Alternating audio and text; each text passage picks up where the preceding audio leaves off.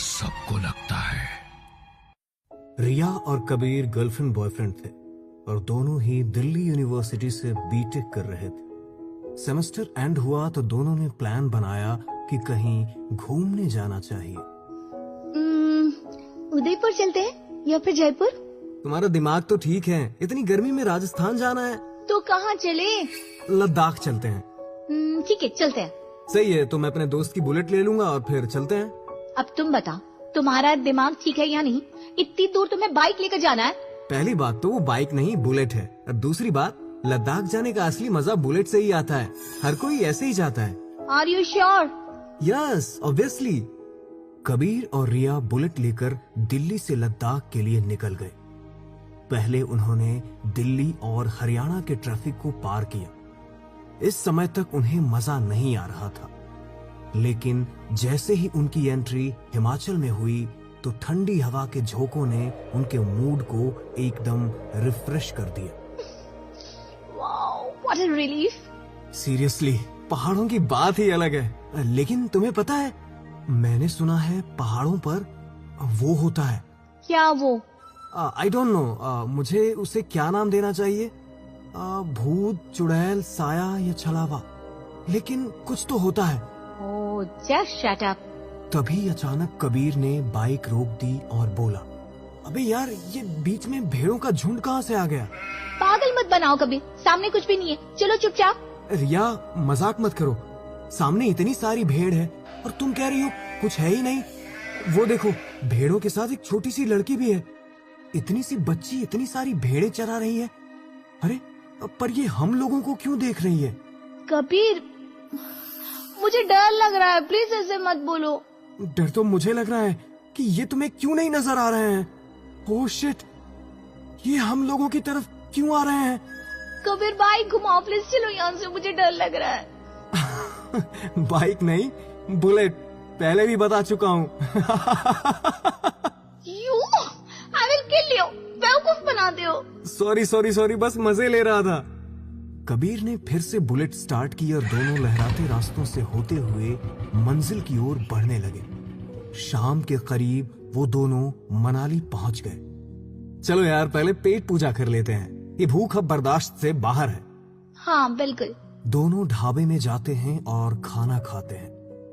यहीं रुक जाते हैं आज रात? नहीं, जब चल ही रहे तो अब चलते रहते हैं। अभी चलेंगे तो सुबह तक लद्दाख पहुंच जाएंगे। टाइम नहीं है ज्यादा, मम्मी की कॉल आ गई तो वापसी करनी पड़ेगी, फिर तुम कहोगे घूमे नहीं ठीक से। तभी ढाबे वाला बोल पड़ा, बेटा, रात में पहाड़ों में सफर मत करना, अच्छा नहीं होता। यहाँ वो होता है। हमें सब पता है अंकल, क्या होता है क्या नहीं होता है। डरावनी कहानियाँ सुनाने से हम डरेंगे नहीं। रिया, अंकल सही कह रहे हैं। चुप रहो ना, अब मैं तुम्हारे डराने से नहीं डरने वाली। कबीर ने हार मानकर बुलेट स्टार्ट की और दोनों निकल पड़े। रात गहराती जा रही थी और रास्ते में सन्नाटा पसर चुका था। चारों ओर अंधेरा और हवा की आवाज अजीब सी लग रही थी। क्या तुम्हें भी लग रहा है कि कोई देख रहा है? हाँ, मैं देख रही हूँ, बकवास मत करो। अचानक एक बहुत बड़ा ट्रक सामने आ गया, इतना बड़ा कि जैसे वो बुलेट को निगल जाएगा। कबीर ने जोर से ब्रेक मारी और बुलेट एकदम से बाईं ओर झुकी, लेकिन बच गए। हाँ, लेकिन वो ट्रक गया कहाँ? दोनों मुड़े, देखा ट्रक तो गायब था। ये क्या मजाक है? ट्रक इतना बड़ा और अब कुछ भी नहीं।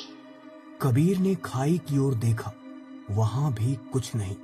ये कुछ ठीक नहीं है रिया। अब क्या कर सकते हैं, बस चलते रहो। दोनों ने खुद को संभाला और सफर जारी रखा। कुछ ही घंटों बाद वो लद्दाख के पास पहुंचने वाले थे। वहां उन्हें दिखा कि एक एक्सीडेंट हो रखा था, लेकिन वो रुके नहीं। मुझे ऐसा लगा कोई औरत रो रही थी। अरे जाने दो, यहाँ किसी पचड़े में पड़ना सही नहीं है। थोड़ी दूर जाकर अचानक बुलेट बंद हो गई। अबे यार, ये तो स्टार्ट ही नहीं हो रही। अब क्या करेंगे? देखता हूँ। कबीर बाइक देखने के लिए नीचे बैठ गया। रिया भी उसके पास बैठ गई और तभी अचानक एक कार रुकी। क्या बात है भाई साहब, बुलेट धोखा दे गई क्या? हाँ, जरा हेल्प मिल जाए तो अच्छा होता। जवाब नहीं आया। कबीर ने सिर उठाया तो वहां कोई नहीं था। रिया, कोई था ना यहाँ? तुमने वो आवाज सुनी? हाँ यार, अब ये क्या नया तमाशा है? पहले ट्रक, अब ये। तभी एक आदमी की आवाज आई। इतना परेशान क्यों हो रहे हो बेटा? रोड पर क्यों बैठे हो?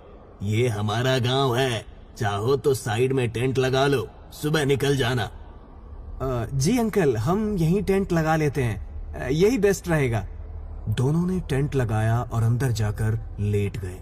एक बात बताओ, जब तुम डरते हो ना तो बहुत क्यूट लगते हो। हंसी आ रही है, तुम्हें नहीं लगता?